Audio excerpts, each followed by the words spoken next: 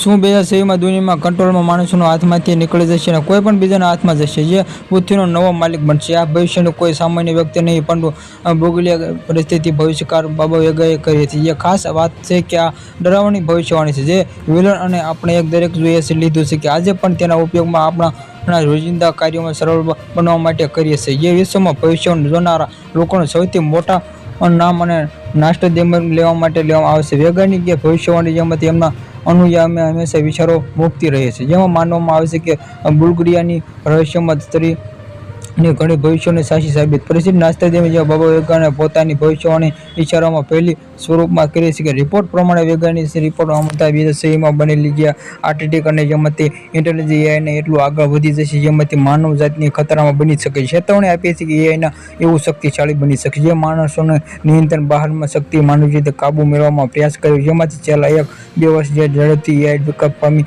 જે જોતાના બાબા વૈજ્ઞાનિક ભવિષ્યવાણી આજના સમયમાં ચિંતાનો નૈતિક સુરક્ષામાં છે વધતી માનવ અંબલ સંપૂર્ણ ખાતરી લાગે છે. જે બાબા વૈજ્ઞાનિકો કોણ હતા પહેલા સ્પષ્ટ કરી દીધું. બાબા વૈજ્ઞાનિક એક મહિલાઓને જે લોકોને એમના નામમાં બાબા શબ્દોના કારણે એવું લાગે છે કે પુરુષના હતા કે 2 બાળકોની જે નાસ્ટ્રેડેમસ પહેલામાં બાબા વૈજ્ઞાનિકનું સાચું નામ બાગલે પાંડેવ દ્રિમદ હતું. તેમનો જન્મ 1911માં નાસ્ટ્રેડેમસ તરીકે થયો હતો, જે 12 વર્ષની વાવાઝોડાની ઘટના અને તેમાંથી આઈઓને આપીને માનવું આવે છે.